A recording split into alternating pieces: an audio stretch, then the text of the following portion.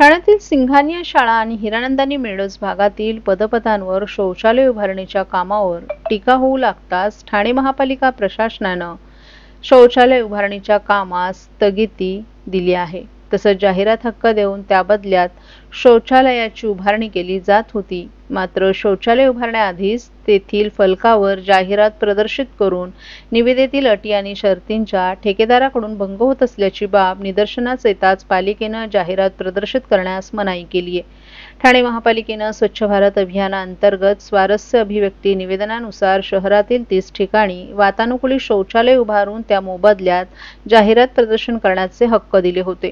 त्यानुसार सिंघानिया शाळेजवळ शौचालय उभारून जाहिरात फलक उभारण्यास परवानगी देण्यात आली होती। या ठिकाणी जाहिरात फलक हा 5 वर्षांपूर्वी उभारण्यात आला आहे, तर शौचालयाचं बांधकाम 2025 मध्ये करण्यास सुरुवात झाली।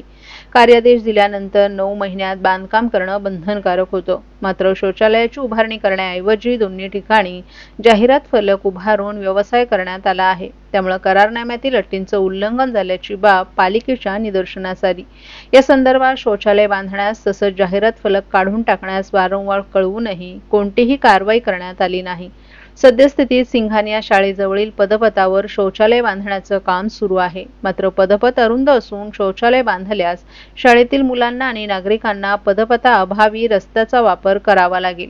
त्यामुळे अपघात होण्याची शक्यता नाकारता येत नाही। सिंघानिया शाळेच्या परिसरात नेहमीच वाहतुकीची वर्दळ असते।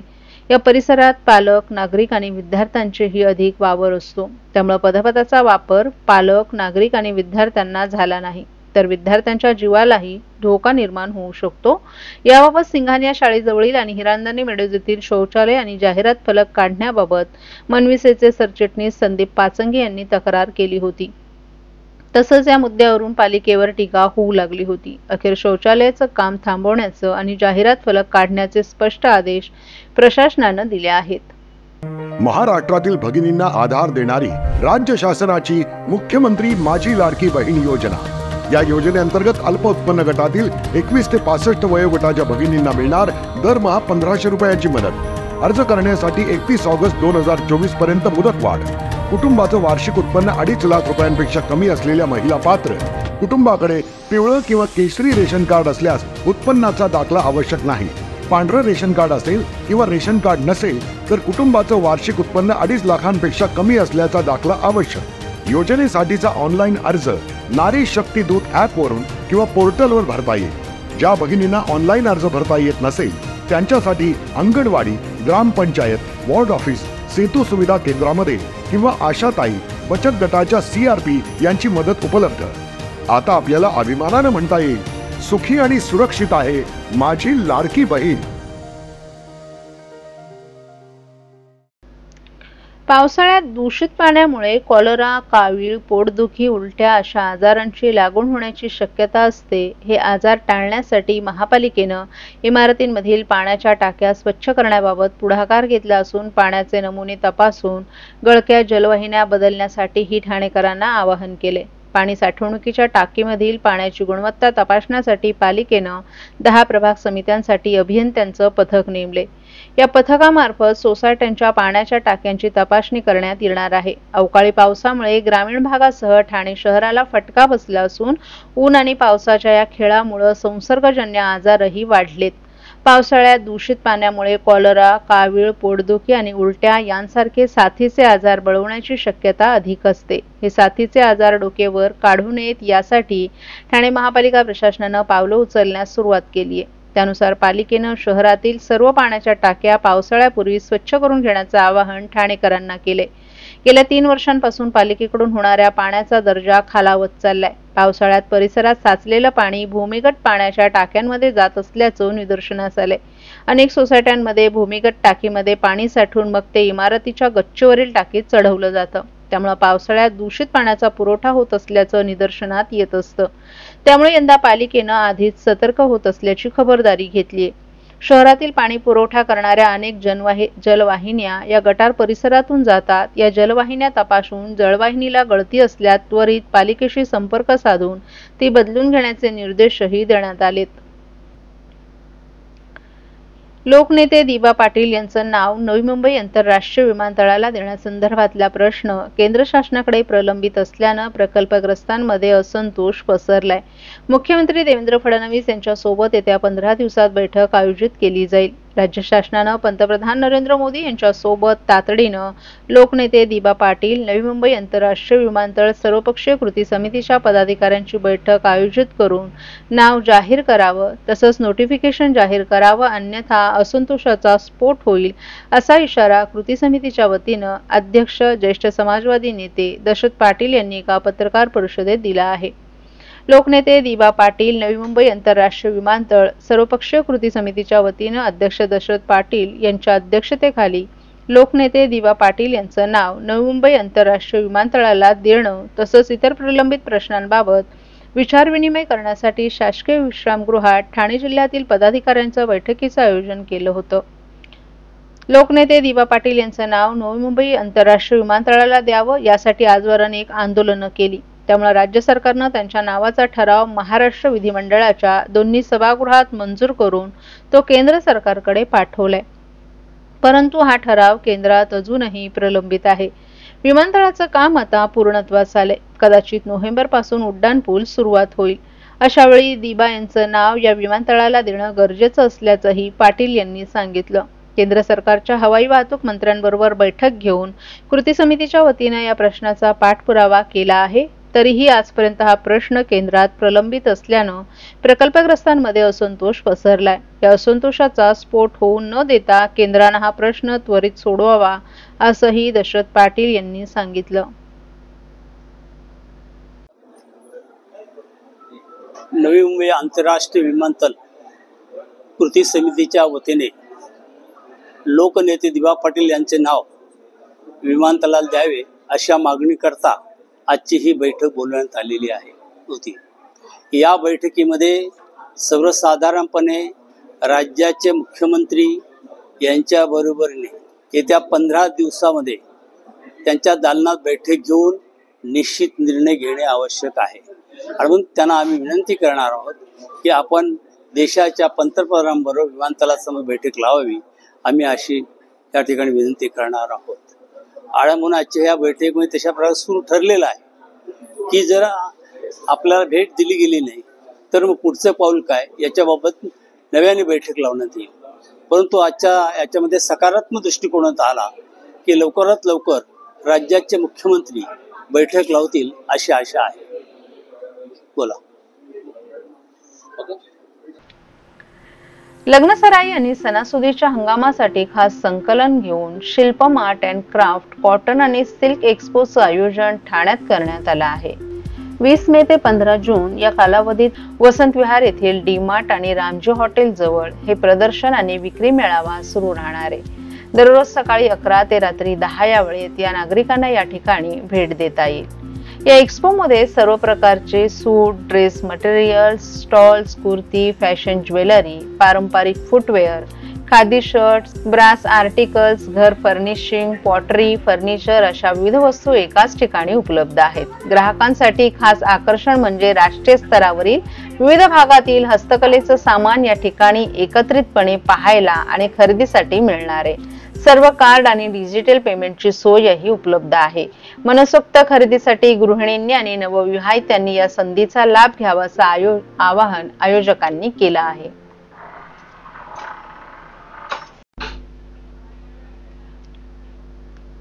देशाच्या सुरक्षेच्या दृष्टीनं गंभीर ठरणारे प्रकरण ठाण्यात उघडकीस आलं असून मुंबईतील डॉकयार्डमध्ये कनिष्ठ अभियंता म्हणून कार्यरत असलेला रविकुमार वर्मा या तरुणाला पाकिस्तानी महिला हेराच्या हनी ट्रॅपमध्ये अडकवून नौदलाची गोपनीय माहिती लीक केल्याप्रकरणी राज्य दहशतवाद विरोधी पथकानं अटक केली आहे. वर्माच्या बँक खात्यात पाकिस्तानातून मोठी आर्थिक रक्कम जमा झाल्याचा धक्कादायक तपशीलही समोर आलाय. वर्मा गेली 5 वर्ष कंत्राटी पद्धतीनं डॉकयार्डमध्ये काम करत होता. नोव्हेंबर 2024 मध्ये त्याची फेसबुकवर एका पाकिस्तानी महिला गुप्तहेराशी ओळख झाली. या ओळखीचं पुढे रूपांतर प्रेमसंबंधात झालं आणि हळूहळू त्या महिलेनं त्याच्याकडून व्हॉट्सअपच्या माध्यमातून नौदलाची अत्यंत गोपनीय आणि संवेदनशील माहिती मिळवली. या माहितीच्या बदल्यात त्याच्या खात्यात मोठी रक्कम जमा करण्यात आली होती अशी माहिती ATSच्या तपासात समोर आली आहे. 28 मे रोजी एटीएसनं रविकुमारला कळवा येथील त्याच्या राहत्या घरातून अटक केली. त्याच्यासोबत आणखी 2 संशयित व्यक्तींनाही अटक करण्यात आली असून या प्रकरणी शासकीय गुपिते अधिनियम आणि UAPA अंतर्गत गुन्हा दाखल करण्यात आला आहे. रविकुमार अविवाहित असून तो ठाण्याच्या कळवा परिसरात स्वतःच्या मालकीच्या घरात राहत होता. एटीएसच्या अधिकाऱ्यानं सांगितलं की आरोपीनं फेसबुकवर ओळख करून घेतलेल्या महिलेनं आपल्याला एक जहाज डिझाईन करणाऱ्या कंपनीत काम करणारी व्यक्ती म्हणून भासवलं. यानंतर त्याच्याशी भावनिक नातं निर्माण केल्यानंतर नौदलातील हालचाली, तांत्रिक आराखडे आणि महत्त्वाच्या क्षेत्रांची माहिती मागवली गेली. त्याने ही माहिती सतत व्हॉट्सअपवरून शेअर केली. या घटनेमुळे देशाच्या संरक्षण यंत्रणेतील सायबर आणि मानवी गुप्तचर सुरक्षेबाबत गंभीर प्रश्नचिन्ह उपस्थित झाला आहे. गेल्या काही वर्षातील अशा प्रकारच्या हनी ट्रॅपच्या घटना वाढत चालल्यात. मार्च 2024 मध्ये माझगाव डॉकयार्डमधील कंत्राटी कामगार कल्पेश बायकर, डिसेंबर 2023 मध्ये प्रशिक्षणार्थी गौरव पाटील आणि मे 2023 मध्ये DRDOचे संचालक प्रदीप कुरुलकर यांना अशाच प्रकारच्या प्रकरणांमध्ये अटक झाली होती. रविकुमार वर्माच्या खात्यात कोणत्या स्रोतांकडून किती रक्कम जमा झाली, त्यानं नक्की कोणती माहिती दिली आणि अजून कोणत्या अधिकाऱ्यांशी त्याचे संबंध होते याचा तपास ATS करत आहे.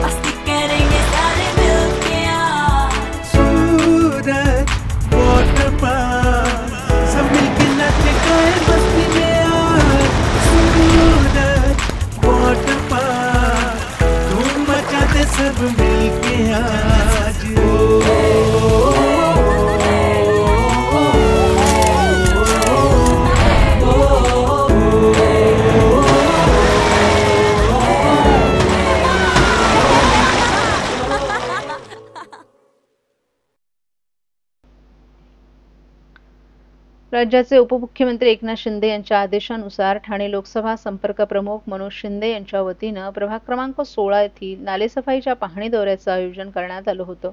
गेल्या काही दिवसांपासून अवकाळी पावसामुळे ठाणे शहरासह इतर भागांमध्ये नालेसफाई पूर्ण न झाल्यामुळे नागरिकांच्या घरांमध्ये पाणी शिरलं होतं.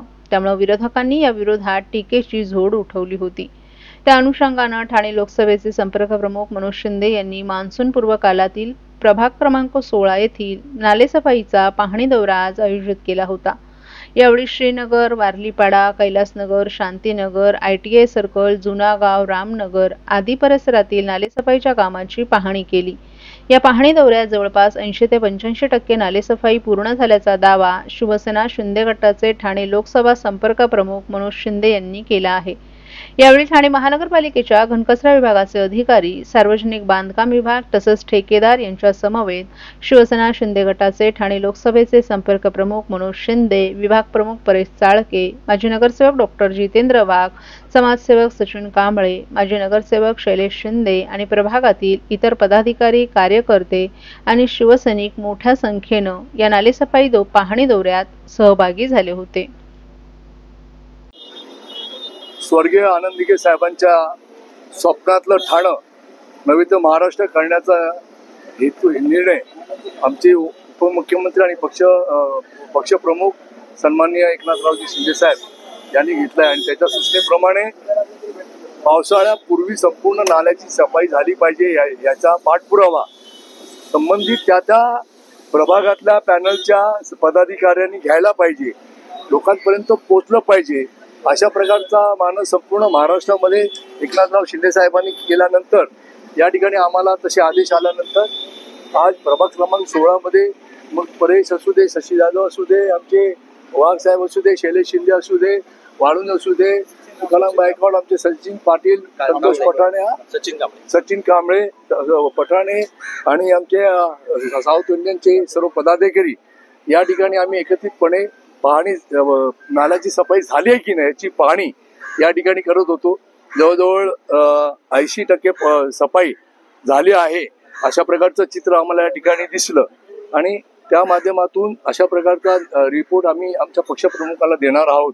आणि ज्या ज्या ठिकाणी, कारण काय मुळात हा जो प्रभाग क्रमांक 16 आहे, इथून नाल्याचा उगम होतो. या मामाबाईच्या डोंगरापासून इथून जे पाणी येतं, त्याच्यामुळे भविष्यामध्ये जे पुढे पाणी जाणार आहे तो पूर रोखण्यासाठी इथेच स्वच्छता या ठिकाणी करणं फार गरजेचं आहे. आणि ती स्वच्छता मोहीम सुरू झालेली आहे.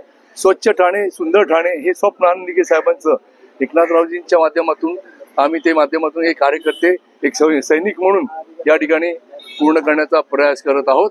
आणि आम्हाला पूर्ण विश्वास आहे की या पावसाळ्यामध्ये कुठल्याही प्रकारचा त्रास सर्वसामान्य नागरिकाला, त्यांचं नुकसान सर्वसामान्याचं होणार नाही याची काळजी आम्ही ठेवू. पाऊस मोठा असला तरी एक आमची पावसातली एक टीम या ठिकाणी त्या भागामध्ये सक्षमतेने काम करते आहे. तशा प्रकारचे निर्देश, आदेश आम्हाला आलेले आहेत आणि आम्ही ते करणार आहोत.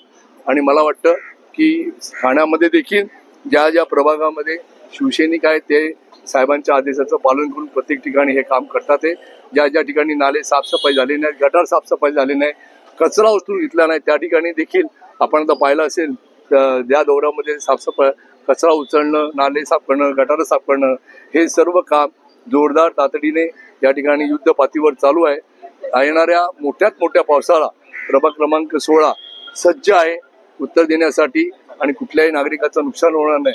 आणि त्यावेळी देखील प्रत्येक पावसात देखील सर्व कार्यकर्ते, पदाधिकारी या ठिकाणी आम्ही सक्षमतेने काम करतो.